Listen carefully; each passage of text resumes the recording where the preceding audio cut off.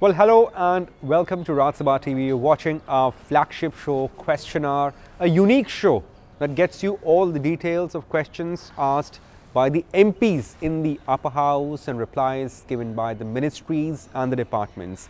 I'm your host, Rajat Kain, joined with my colleague, Kriti Mishra. Thank you so much, Rajat. So, as you know, that question hour is a very important tool of India's parliamentary democracy, giving an opportunity to the members of both houses, Lok Sabha and Rajya Sabha, to question the government to fix their accountability.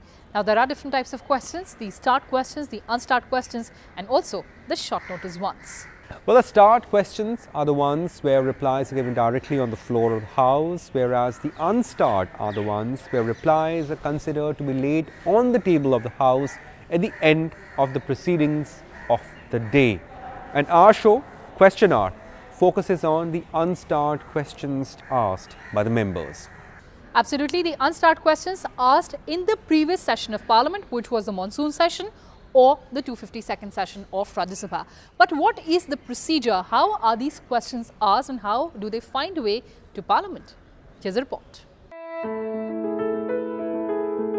A member submits his or her questions at least 15 days before the office of Rajya Sabha chairman. The Rajya Sabha Secretariat chooses the questions to be answered through a draw of ballots. Separate ballots are held for start and unstart questions. The questions are scrutinized for admissibility under the current rules and precedents. Advance copies of chosen questions are sent to ministry or departments concerned. The ministry concerns collect information to prepare the reply.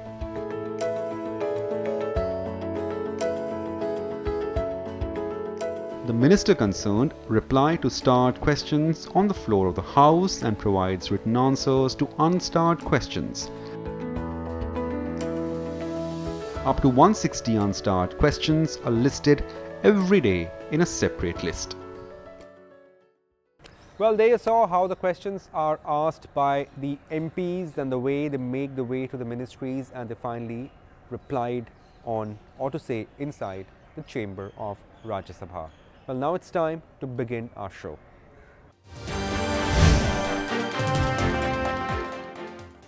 Well, it's time for the first question of this edition of Question Hour that was asked by member Kjell Alphonse from Ministry of Power. The member saw details about the number of charging stations for the electric vehicles and how many such stations exist across the country. Well, the focus of the government has been to give a push to EVs or electric vehicles in the country and also on creating the charging infrastructure. And this response has been given by Minister R.K. Singh, who is Power Minister, New and Renewable Energy Minister, as well as MOS for Skill Development and Entrepreneurship. And he says that the government has taken several steps in order to ensure that there is a robust charging infrastructure in the country. Now, these include no requirement of license for setting up charging stations for electric vehicles. Ministry of Power on 13th of April 2018 has issued a clarification that no license is required for setting up charging infrastructure for electric vehicles with reference to the provisions of the Electricity Act 2003. Charging infrastructure for electric vehicles, revised guidelines and standards. Ministry of Power, after extensive consultations with state governments, different departments, agencies of central government and stakeholders, issued charging infrastructure for electric vehicles, guidelines and standards dated 14th of December 2018, which was revised on 1st of October 2019, and further amendment was also issued to roll out EV public charging infrastructure as a national priority.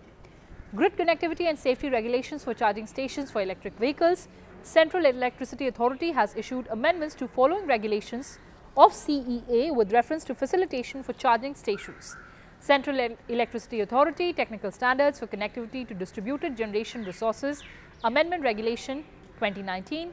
Central Electricity Authority Measures Relating to Safety and Electric Supply Amendment Regulations 2019.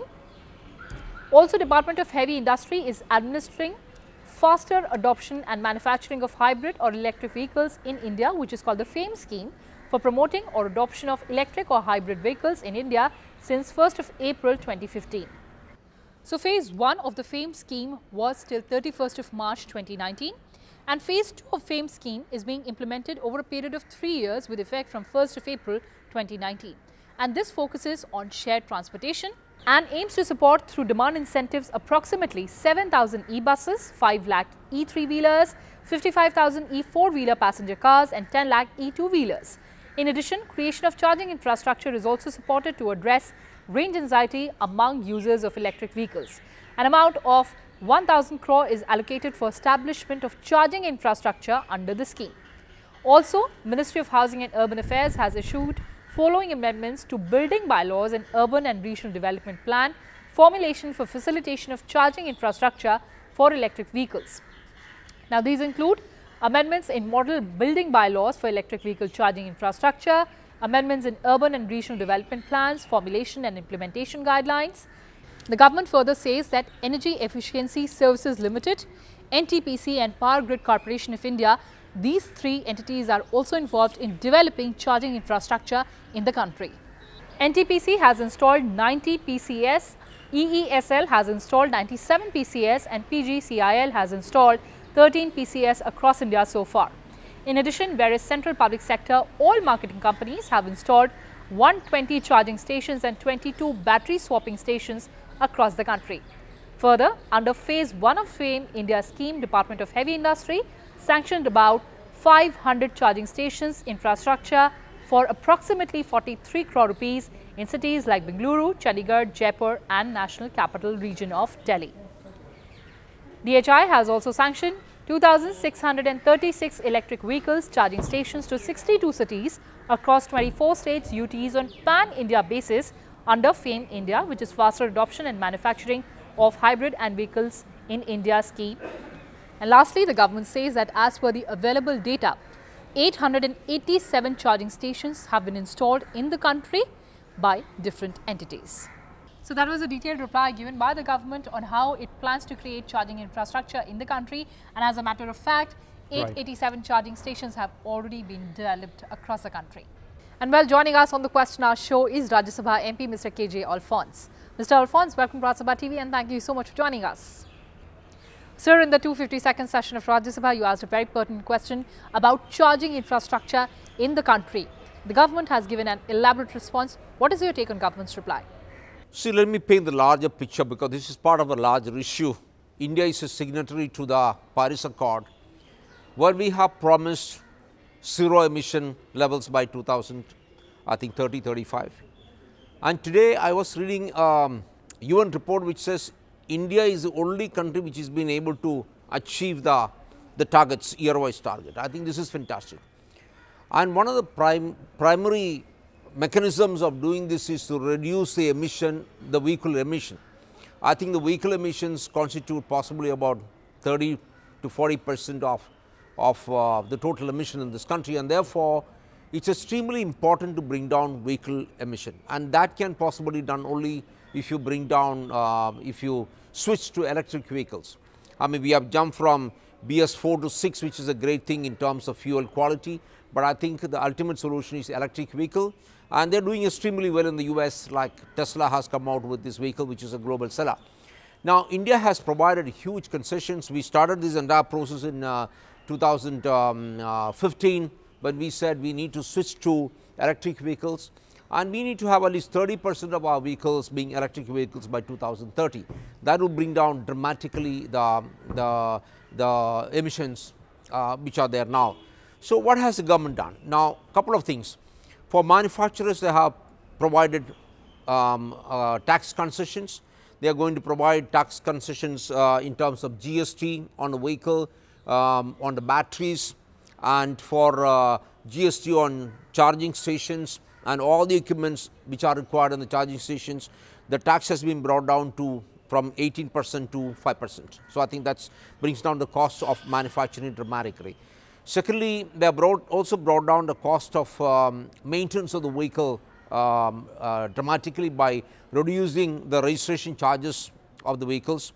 In fact, some of the electric vehicles are not even required to be registered now. And what is to be registered, like the 3-wheelers and all that, they are being registered without including the cost of the battery, which means it will be about 30 to 40% less in terms of cost of the vehicle. So, it brings down the cost of registration. Government has spent extensively money on putting up the charging stations. Now, this is a key problem area. We would need millions of charging stations on the highways, in the cities, in residential colonies, and that is going to be a huge challenge. Number one, of course, highways, it is not so difficult because possibly space is available, but how do you find space in the city to have large number of charging stations, because we would require large number of charging stations.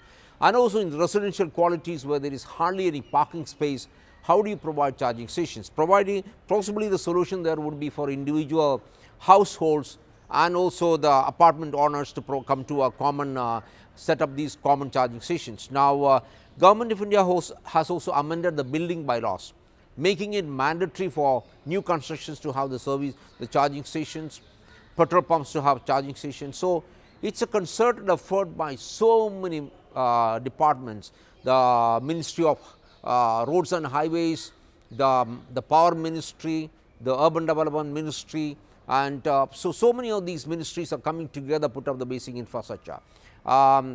Things are not going to be so easy. Apart from the tax concessions which the government has done now, we have the second phase of FAME now being implemented for another 3 years. So, eventually the solution really would be go fast track, which the government is doing. They are putting a lot of money in this, and the primary objective of course is to reduce the emissions so that the global warming comes down. Well, those are very important points that you are making, sir, but any specific suggestion to the government in this regard? Well, I think just like everything that the Modi government is done, I think it is going on a war footing, and the kind of tax concessions which have been given today in terms of GST for manufacture, possibly one option would be to bring it down to 0 levels. They have brought it down to 5%, bring it down to 0 levels. Also the registration fee, I think it must be a 0 fee, so that possibly even no registration is required for 2-wheelers and 3-wheelers, but possibly these are required for insurance purposes, but then make it again a 0 cost registration, so that the cost comes down dramatically. Bigger challenge really is going to be in setting up the charging stations. So we need to have batteries which have larger range, so that people are not scared to take the vehicles out. So government need to subsidize these manufacture of these batteries in India itself under Urban Bharat project, so that government spends some money, but then people would have faith that yes, the vehicle can go much longer. Well, the cost of the vehicle again, take for example the Tata Nexon. The petrol version costs 6.99 lakhs, but the electric vehicle EV version costs 13.99 lakhs. Now, the cost difference is far too much. In the long run, you will recover the cost, but the point is you need to bring down the cost dramatically. So, whatever it takes, including for imported components, you must bring down the duty possibly down to 0, so that all these falls in line together. But of course, the bigger challenge really is setting up the service, the charging station. So, that is a bigger challenge. Well, on that note, thank you so much for joining us and sharing that perspective with us. Thank you. Thank you. And now let's move on to the next question, and this question has been asked by member Sujit Kumar and pertains to the Ministry of Tourism. And the member has asked about the adverse impact of COVID-19 pandemic on the tourism and hospitality sector in India, and also about the steps taken by the government to help these sectors recover from the adverse impact of COVID-19 pandemic. Well, Kriti, that's a very important question, that among the sectors to be hit by COVID-19 pandemic and its effect on the economic activities were tourism and hospitality. The government does acknowledge the kind of dent which COVID-19 pandemic has made on these two sectors primarily, and has also mentioned what steps has been taken by the ministry in their reply to the query. In a reply given by Prahlad Singh Patel, that no formal study has been instituted for assessment of impact on the tourism sector relating to revenue footfalls, closure of tourist companies and hospitality sector. However, several rounds of discussion and brainstorming sessions with industry stakeholders indicate massive loss of revenue, foreign exchange and jobs. In view of highly unorganized nature of the sector, the impact of numerical terms can be only ascertained in due course. Now, packages have been announced by various agencies, Ministry of Government. RBI has extended moratorium on term loan till 31st of August 2020. The government has further announced Atmanirbhar Bharat package of rupees 3 lakh crore collateral-free automatic loan has been made available for the MSMEs or the medium, small and micro enterprises. The loan will have 4 years tenure and will have 12 months moratorium. The government waived off PF contribution for 3 months for organization with less than 100 packs and 90% employees having salary below 15,000 rupee. Under Atmanirbhar Bharat package, PF contribution of both employer and employee has been reduced to 10% each from existing 12% each for all establishment covered by EPFO for next 3 months, that is up to September 2020. Deferment of TCS up to October 2020. Return filing deferred for 3 months with no penal interest for companies up to 5 lakh 5 crore and rest at the rate of 9% penal interest. The central government has also given relief from various regulatory compliances under the Income Tax Act, Companies Act, GST Act for varying period in the wake of COVID-19 crisis to ensure business continuity and survival. Well, that was the concise reply by Ministry of Tourism on the query regarding COVID-19 pandemic on the tourism and hospitality sector. Moving on, next question was asked by MP Ami Yagnik from Ministry of Science and Technology. The member has sought details about the organization of Indian Science Congress and the outcome of the event. Well, again, the government has given a very detailed reply to this query, and the answer has been given by Science and Technology Minister Dr. Vardhan. And the answer given is in affirmative. The government says that the annual Indian Science Congress is organized every year since 1914, and this year 107th Indian Science Congress was organized in University of Agriculture Sciences GKVK campus in Bengaluru, Karnataka. And of course, this conference was from 3rd to 7th of January 2020, and the focal theme was Science and Technology and Rural Development. Through this process, the Indian Science Congress Association has been contributing to the development of science in general and national science policy in particular. The Children's Science Congress, Women's Science Congress, Farmer-Centric Science Congress, Science Exhibition and Science Communicators Meet were also organized during the above period. Proceedings of the conference, journals, reports and other materials were circulated among the participants to popularize science and to create a scientific temper among the people of India. About 15,000 participants, including Nobel laureates, scientists, intellectuals, academicians, policy makers, researchers, students and delegates from different institutions participated in the 107th Indian Science Congress. 14 sectional meetings on subjects of agriculture and forestry sciences, animal, veterinary and fishery sciences, anthropology and behavioral sciences, physiology, education and military sciences, chemical sciences, earth system sciences, engineering scientists, environmental sciences, information and communication sciences and technology, including computer sciences, material sciences, mathematical sciences, medical sciences and new biology, biochemistry, biophysics, molecular biology and biotechnology, physical sciences and plant sciences were held during the Congress. The recommendations of these meetings as an outcome of the Congress were circulated among the participants for sensitizing the rural and students community. And the government further says that the recommendations of the 14 sectional sciences that were organized during the 107th Indian Science Congress that was circulated to Indian Science Congress regional chapters across the country. These chapters envisage constructive work for the popularization and advancement of science throughout the year. Ministry of Science and Technology has taken several steps for transitional science and promotion of affordable and sustainable innovations. Now, some of these major initiatives in this direction include: Department of Science and Technology has established 5 technical research centers in the existing autonomous institutions of the department to reinforce transitional research.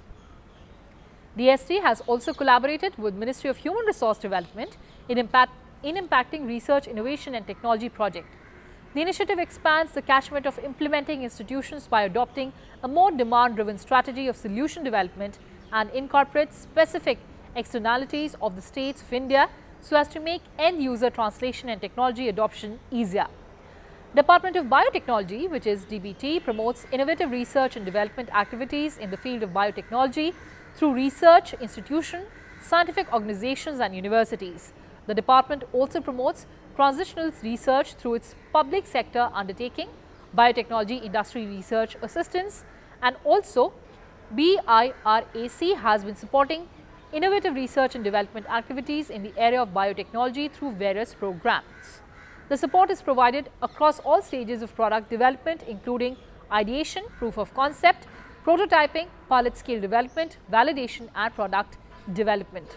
The government also says that the Council of Scientific and Industrial Research is also pursuing cutting-edge science and is also developing technologies or products in diverse areas like aerospace, civil aviation, strategic sectors, civil infrastructure and engineering, mining, minerals, metals and materials, chemicals and petrochemicals, energy, energy devices, ecology, environment, earth sciences and water, agri, nutrition and biotechnology and healthcare. Taking further steps to giving more emphasis on transitional research, CSIR is implementing two types of projects. And these are fast-track projects and also mission mode projects. And now let's move on to the next question asked by member Kapil Sibal, and this question is to the Ministry of Health and Family Welfare. And the member has asked whether universal immunization program has been impacted by COVID-19 pandemic and the steps taken by the government. Well, replying to query, the Minister of State for Health and Family Welfare, Ashwini Kumar Chaubey, mentioned that yes, due to coronavirus pandemic, the universal immunization program did slow down, but it was eventually picked up by several initiatives taken by the ministry. In the reply, the ministry says that the utilization of all vaccines under the immunization program slowed down at the beginning of COVID-19 pandemic in April 2020. Now, to ensure universal immunization, several steps have been taken by Ministry of Health and Family Welfare during current COVID-19 situation. States and union territories have been provided with series of guidelines for delivering immunization services as well as reproductive, maternal, newborn, child, adolescent, health plus nutrition services in the midst of COVID-19 pandemic.